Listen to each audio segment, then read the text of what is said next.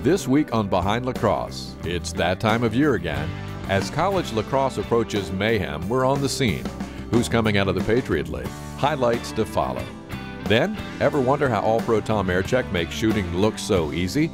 He's back on our show, helping you get on point. We're lacing them up and laxing it up again. This is Behind Lacrosse.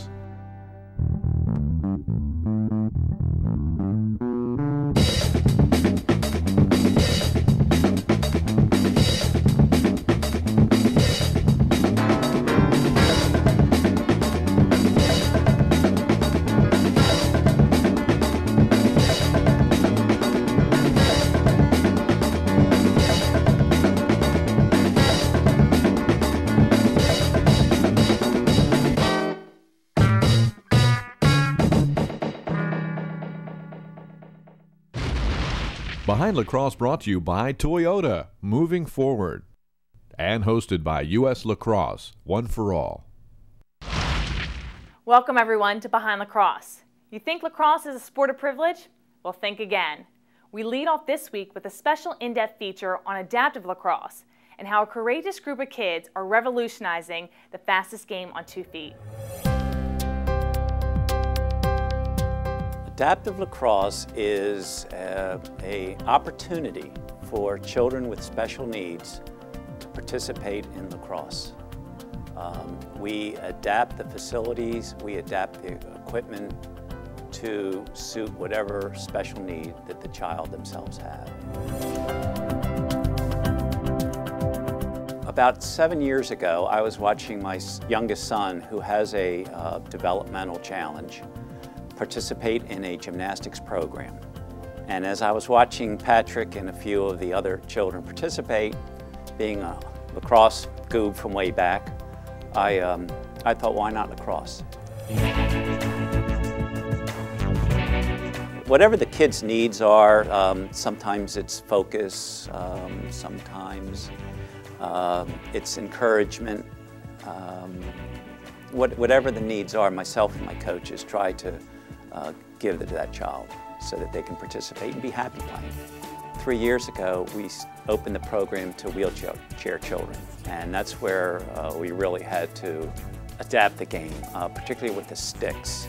As you know, the typical stick is 40 to 42 inches, and for a child with use of one hand in a wheelchair, it's very restricted. So by trial and error, we started cutting the stick down to where it was usable. So now it's about 16 inches. They can hold it comfortably in a hand and throw the ball. My coaches were the kids that played rec ball for me. And since we started this, I guess they were playing in the junior division of rec lacrosse. I had them for that first year helping me. Then they moved on to high school and their careers in high school, but they came back. And it was very fulfilling for me to have the kids, as they grow, come back and participate. And what was wonderful about all this was watching them actually adapt to the children. I used to play rec ball with Coach Marty, and then once I was too old, he came to me with the idea of doing the adaptive program, and it just sounded like a great opportunity to give back to the community that I've grown up with and everything. And since the beginning, it's just grown so much. Like the first year, we started out with like 3 kids, and now we have kids in wheelchairs coming to play and everything. And it's just amazing to see like what they can learn over like a month. It's been a lot of fun. Coach Marty was afraid this year that he was going to be short of coaches because a number of the high school kids that had worked in the prior years are now in college. And I came out here for the first time 2 weeks ago, and here were the parents of those kids out here ready to work. Coach Marty was my son's coach. He's now away at college. We got involved in a 7-8-year-old program. He's just an excellent individual. I mean, really got the guys to understand the game. And it's more than winning and losing. It's a team sport. Was fortunate enough to be involved with them in the adaptive program that we're involved with now, and I believe it's been going for the last 7 years. Some of the coaches participate to move the ball along and make sure every kid gets to touch the ball. Because sometimes you may have 2 or 3 kids dominating, and that's almost on any team, on any level.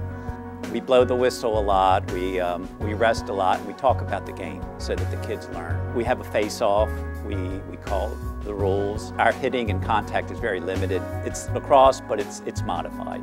This is our effort to make this a full lacrosse experience.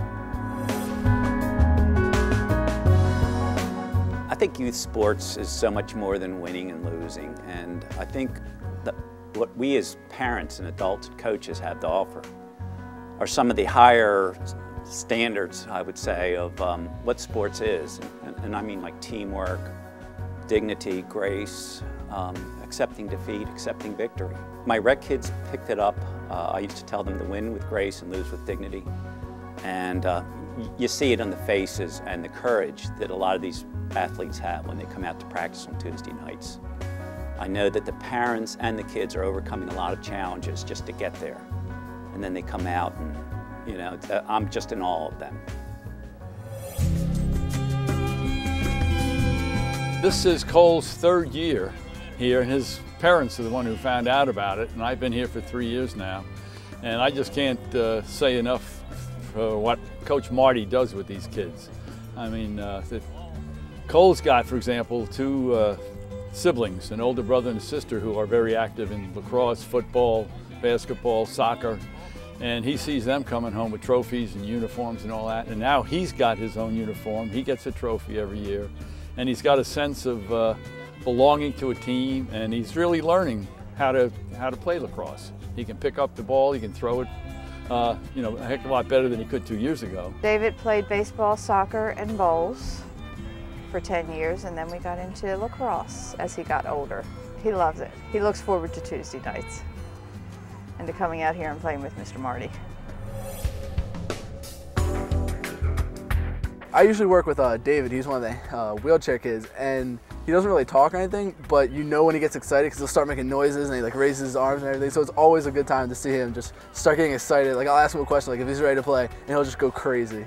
His mom like plays a big role. Like every week that I would come, like I'd help her like set up and everything. And I remember one time it was like the juice box break. And I was just talking with her for a little bit, and she was just saying how much she appreciates like all the coaches coming out every week to help, and how much it like actually means to like David and everything. So it's just a really great opportunity to help out. I think of a courageous athlete, I think of David Perry. But David's mom told me that he went to see one of his doctors, and he was talking about lacrosse. And David communicates through a board, and the doctor said, "Oh, you saw lacrosse." David got very agitated. He said, "No, I play lacrosse." So, I mean, that to me was, I would do this for a million years just for that. Cole loves it. He gets excited about getting dressed up and put all the pads on and everything and come out here. And he looks forward to it every week. It's super for kids like him that you know, are handicapped in some way, and gives them an opportunity to compete just like you know, other kids would do. As much as I love lacrosse and my other kids have played lacrosse, that I could never envision Patrick with a helmet and gloves and a stick running down the field. And I get that. So, you know, this has been a very selfish reward for me to be able to experience that and have Patrick love the game like his brothers and I do. There's a saying in the disabled community that being fair isn't giving everybody the same thing, it's giving everybody what they need. These are kids, they're kids. And they can't play in a traditional format. They can't play like other kids do, but they can play. And it's not, you know, a special miracle lacrosse or anything. It's adaptive lacrosse. And that's what it is. They're lacrosse players.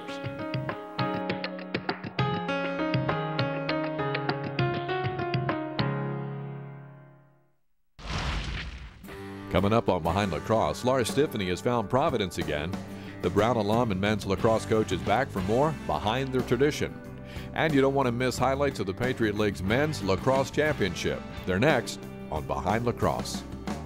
Speaking of Lars, what veteran coach was still wet behind the ears when he led Tiffany and the Brown Bears to NCAA tournaments in 1987 and 1990?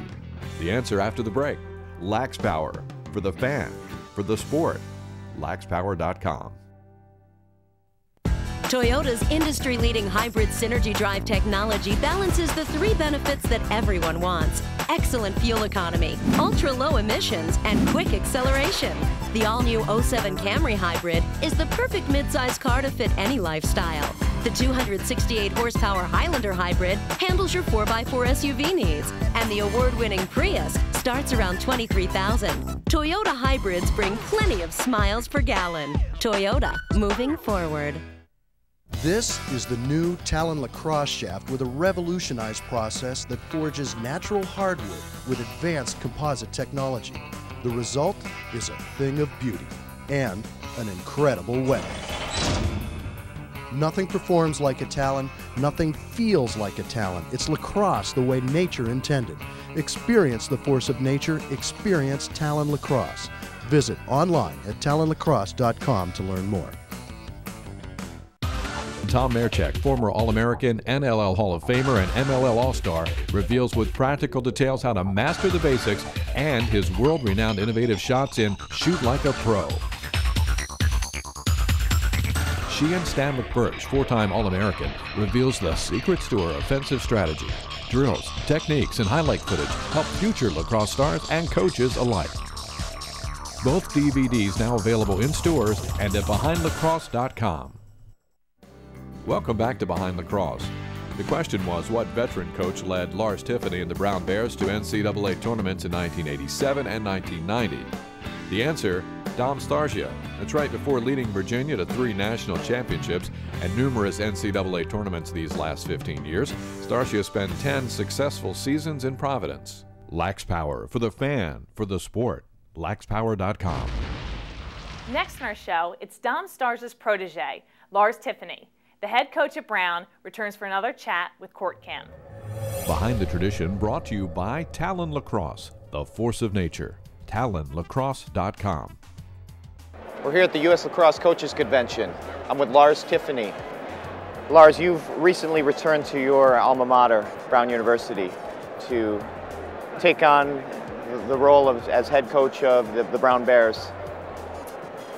As a well-known lacrosse alum in the Brown family, tell me a little bit about the tradition of returning home and what it means to you. You obviously bring a huge sense of tradition back to that university.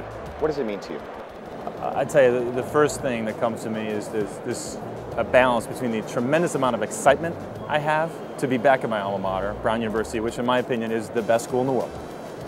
But also this to balance that with a sense of responsibility, because I know the tradition of Brown and was built over the years with Cliff Stevenson and Dom Starsia and Pete Lasagna, who had great teams on the field and were able to recruit talented lacrosse players, but more so, great men. And that to me is the important part of bringing back the tradition of Brown, is the relationships with the men and allowing men to be creative and then promoting the men to be great leaders. As coaches, we certainly we guide them out in the field emotionally, spiritually, scheme-wise, but it's the character of the men that's truly tested on the game field. Behind the Tradition, brought to you by Talon Lacrosse, the force of nature. TalonLacrosse.com. Behind the Scoreboard, brought to you by Toyota, moving forward. In Annapolis, Maryland, it was the Red Raiders of Colgate looking for the upset of 3-time conference champion Navy in the Patriot League title game at Navy Marine Corps Memorial Stadium. Colgate had the momentum early on, netting 2 goals in the first 7 minutes. Here it's E.J. Atamian, a spare offensive part most of the season, catching Navy goalie Colin Finnegan off guard. 2-0 Red Raiders. Still a 2-goal Colgate lead as the clock winds down on the first quarter now, and Tommy Wallen finds Nick Mirabito with just 5 seconds remaining, Navy down 1. Less than 2 minutes into the second quarter, and it's the gentle giant Ian Dingman who threads a shot over Colgate goalie Tim Harrington's shoulder. Tie game. Still tied with less than 4 minutes left in the quarter, and Navy goes on a run. First, it's Rob Linsett. He hadn't scored a goal all season, but he'd have 3 on this day, including an unassisted goal here to put Navy back up by 1. And then it's Mirabito again, scoring courtesy of a Victor Barger assist. 7-5 midshipman hold. Then with 32 seconds left in the half, Mirabito does some dishing. He feeds Tommy Wallen, who deposits 1 in the back of the net. Navy with the momentum up 3 goals at the half. But the Mids, who've struggled all season to put opponents away, would let Colgate back in the game, starting here in the third quarter. They killed 2 penalties, but Matt Laley gets through unassisted to make it a 2-goal game. 2 minutes later, it's Kevin Kali-Laori with his 26th goal of the season, 8-7 Navy. After Lenseth put Navy back up by 2, Colgate responds. With time about to expire, Lally snakes it past Finnegan with 1 second left in the quarter. It's a 1-goal game. Then it's Basil Duratzis making it a 3-goal game. Still a 3-goal Navy lead inside of 5 minutes remaining, and Lenseth makes it a hat trick, this time courtesy of Dingman, to put it out of reach.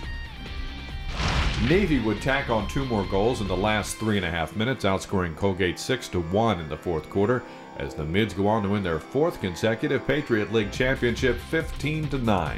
Navy held Patriot League Offensive Player of the Year Brandon Core to just 1 assist, as Finnegan winds up with 10 saves. As a result of the win, the Midshipmen are automatic qualifiers for the NCAA tournament. Behind the Scoreboard, brought to you by Toyota, moving forward. Coming up on Behind Lacrosse, Jenny Levy gives us a cradling tip.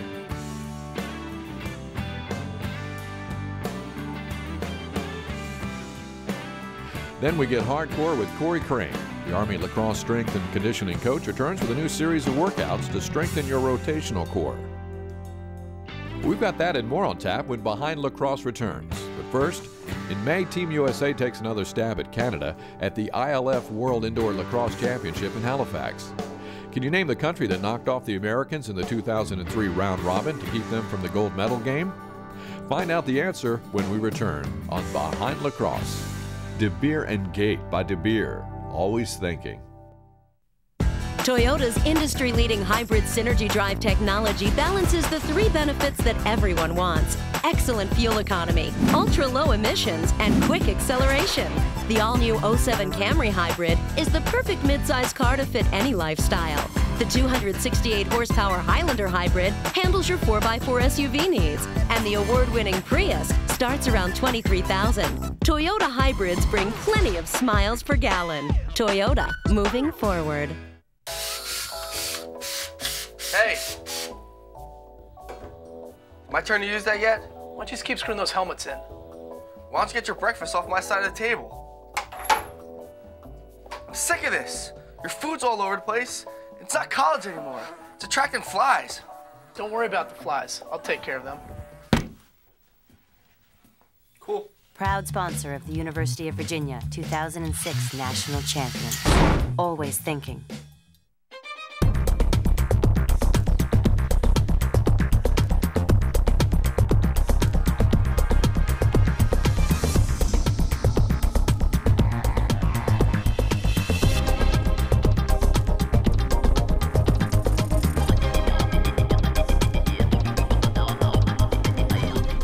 Shoes, where you can custom design your one-of-a-kind team shoe at ushoes.com. Welcome back to Behind Lacrosse. Before the break, the question was what country knocked off Team USA in the round robin of the 2003 ILF World Indoor Lacrosse Championship to keep it out of the gold medal game? The answer, Scotland. The U.S. came back to beat Scotland for some revenge in the bronze medal game. Canada defeated the Iroquois Nationals for the gold. De Beer and Gate by De Beer, always thinking. Red light, green light is another great way to get girls cradling while allowing you to focus on correcting their technique. Have your players form 2 lines facing each other about 20 yards apart. When you blow your whistle, green light, the girls start moving towards each other about 50% speed. Blow the whistle again, red light, and the players stop, still cradling and protecting the ball. Blow the whistle again to set the players in motion. As the 2 lines near each other, they are forced to keep their heads up so they do not run into each other. As with lines, this drill should be run right and left-handed, with speed increasing as your players improve their cradling skills. You want to watch for some common mistakes. Holding the stick too straight, too much wrist action, holding the head of the stick too low, and a grip that is too tight instead of just holding the stick with your fingertips. When it comes to cradling, repetition is key, and the great thing is cradling can be practiced anywhere without the need of another player or coach. Have your players practice on their own, in the front yard, hallway, even in front of your mom's full-length mirror. Sounds funny at first, but the more your players practice, the better they will be. Winning Lacrosse instructional DVDs available now at BehindLacrosse.com.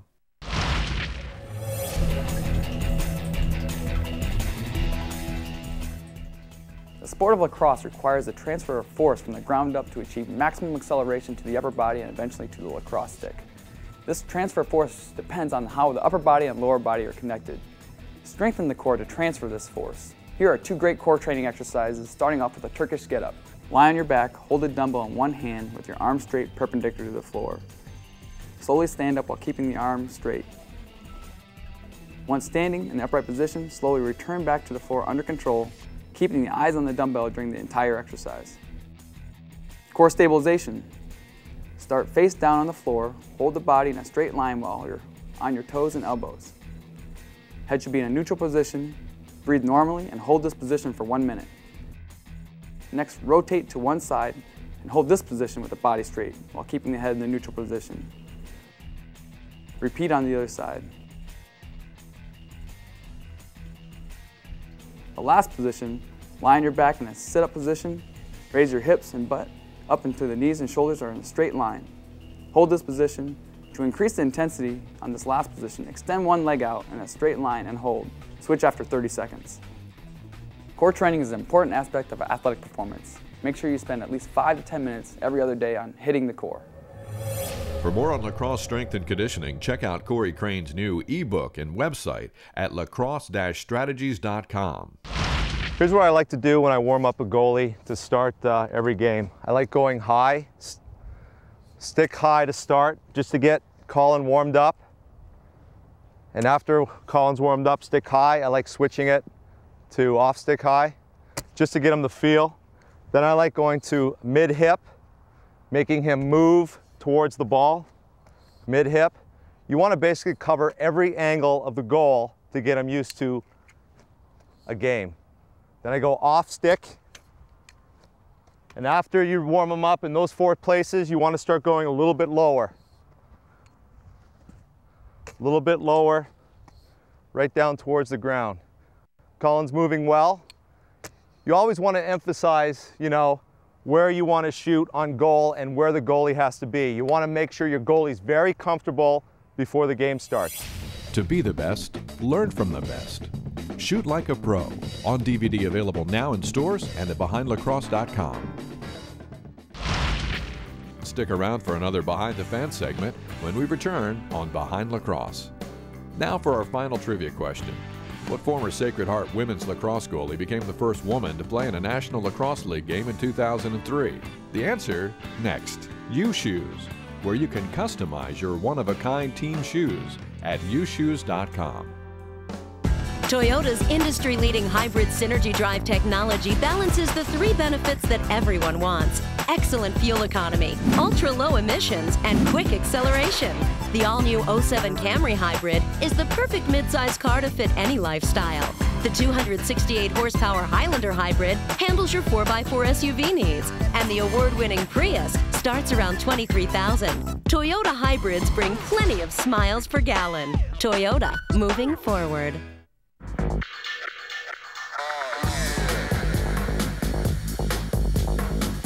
Drive back that way, then drive. You're a little bit off the white line, you're cradling, and then you're taking a step in. If you can pass it, you can shoot it. Drive, right to the outside. You guys did a great job. Go to the ground. Go pick it up. That's excellent discipline right there. Looks like a team here. This looks like an all-star team here. Welcome back to Behind Lacrosse. Before the break, we asked what former Sacred Heart women's lacrosse goalie became the first woman to play in a National Lacrosse League game in 2003. The answer, Ginny Capiccioni.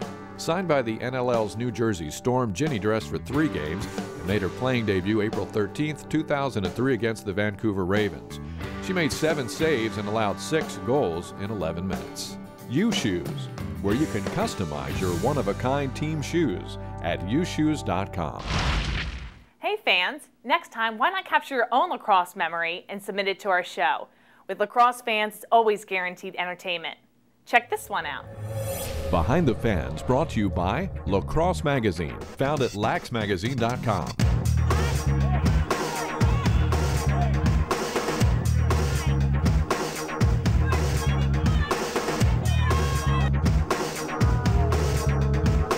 Shall we play a game?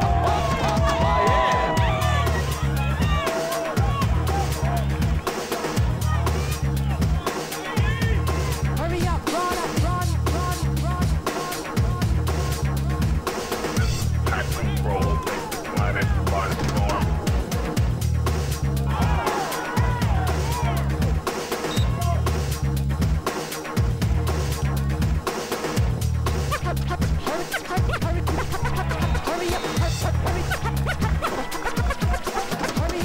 Behind the Fans brought to you by Lacrosse Magazine, found at laxmagazine.com.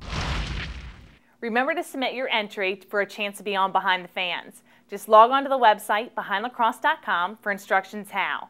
And also don't forget to sign up for our weekly prize pack. Well, that's it for this week, but be sure to join us next week. We've got more college lacrosse highlights, a special training segment on mental toughness, and more insight on the Native American tradition with Court Kim and Sid Jamison. Thanks again for joining us on Behind Lacrosse. I'm Sheehan Stanwyck-Birch and hope to see you next time. Behind Lacrosse brought to you by Toyota, moving forward.